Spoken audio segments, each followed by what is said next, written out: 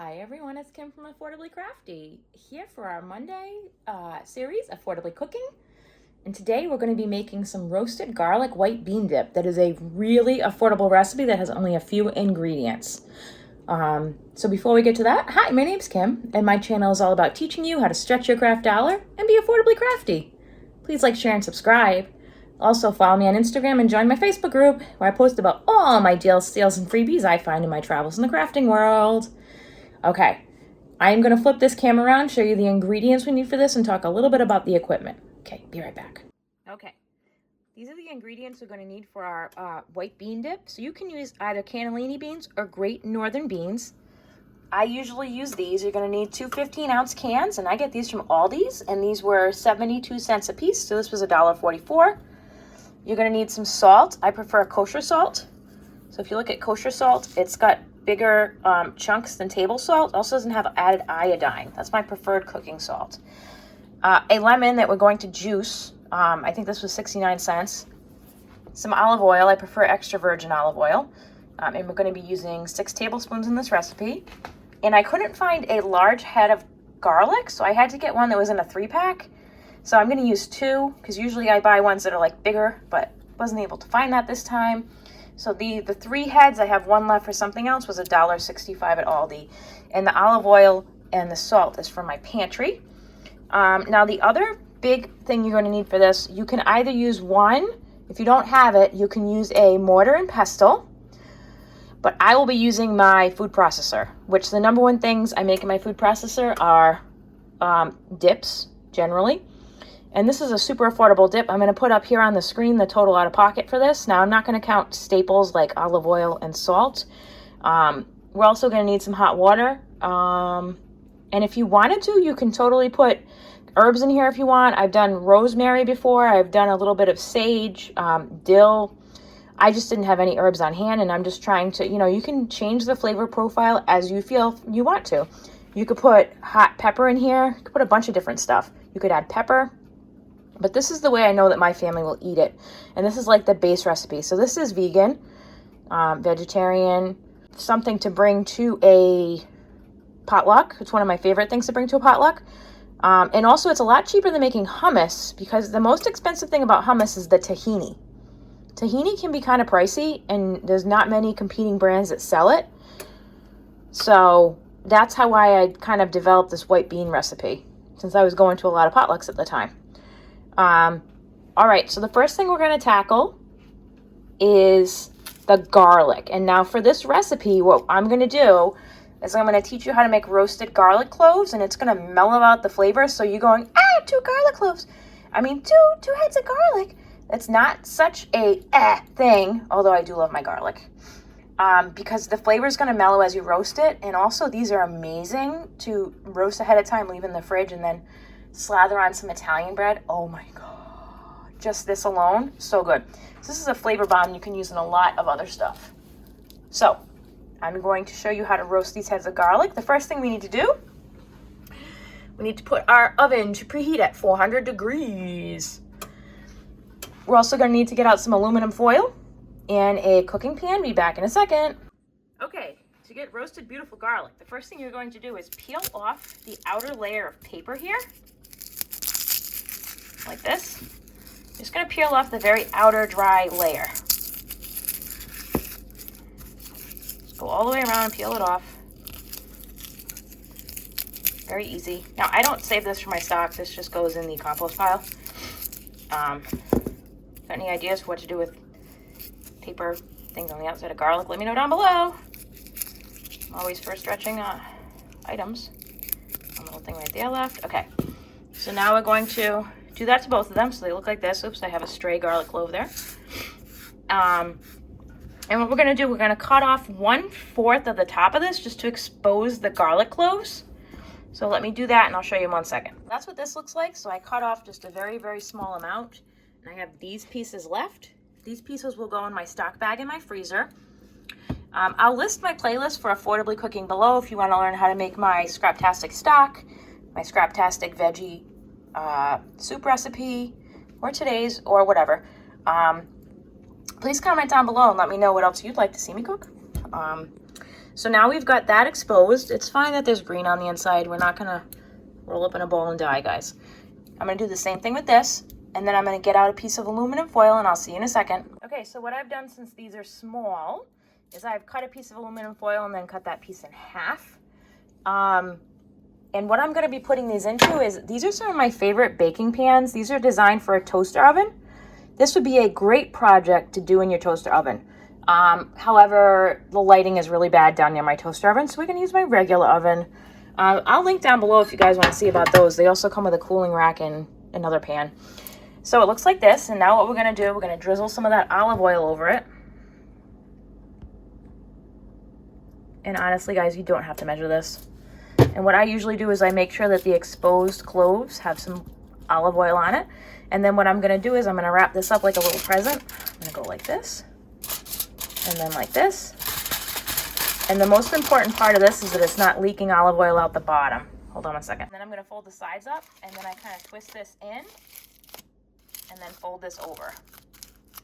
So that is what our little garlic packages look like. These are on the smaller side. So these are gonna go in at 400 degrees for 30 minutes. And then super important, guys, don't try and open these when they first come out of the oven. No bueno, you will burn yourself. So I usually let these sit out until they're cool to the touch before I start in on the next part of our recipe. So yes, they're gonna be super hot when they come out. So we are going to do 400 degrees for 30 minutes. We're gonna do that, and then we'll be back here in an hour and a half once they cool off. See you soon. It's been a half an hour. I took these out of the oven. Don't touch them yet. You'll burn off your pretty little digits, and you need those to crochet and cook.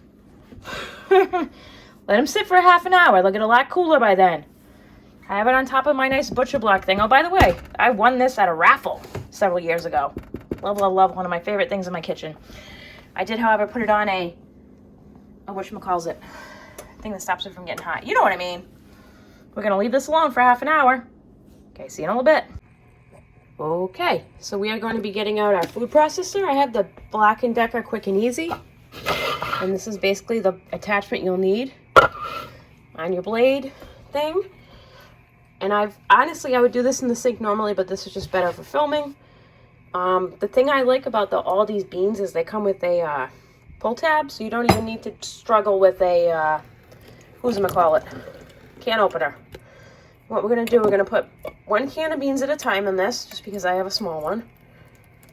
And we are going to wash them.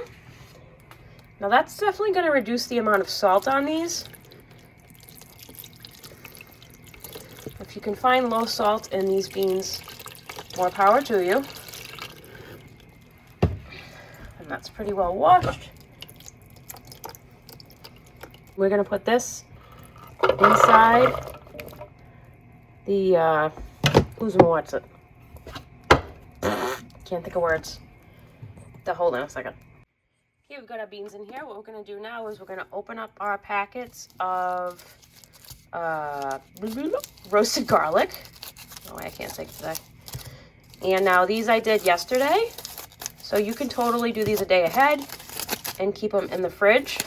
Don't put them in the fridge until they are cool though.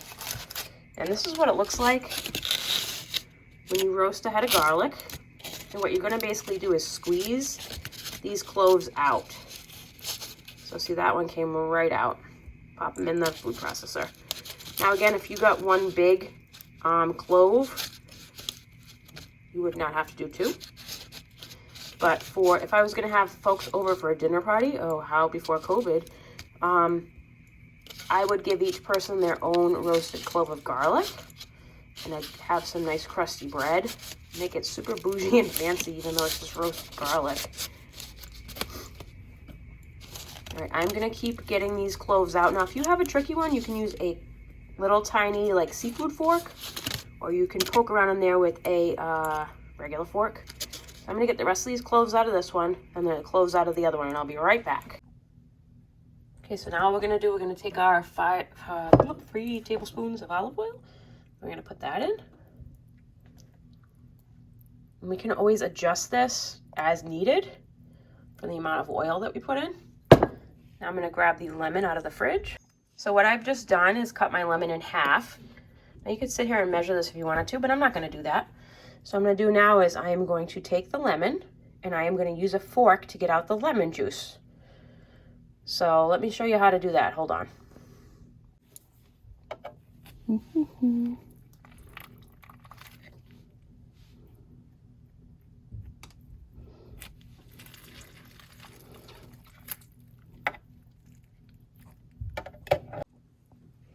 Now I'm not going to throw that away. I can take some of the, I can't think of the word right now, the outside of the lemon, the rind, lemon rind, and use that in a recipe. Or I could chop this up into smaller pieces and put this in a pitcher of water and make lemon water. All good things to do with this. So now we have this stuff in here, we're going to put it onto the food processor. Now what I'm going to do is just put a little splash of water in. This is going to help with the viscosity. I'm going to put the cover on. All right, I got the cover on. I need two hands. Now we are going to turn on the food processor to pulse, and I have it on low.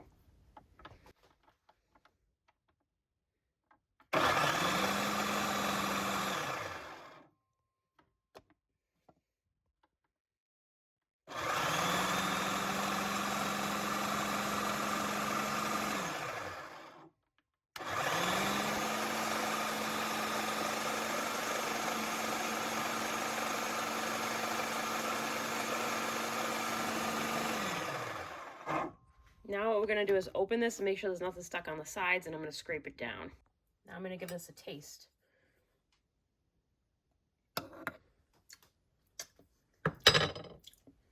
I need some salt.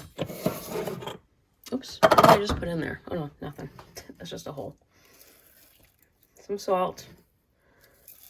Maybe a little bit more lemon if I can squeeze some out of this.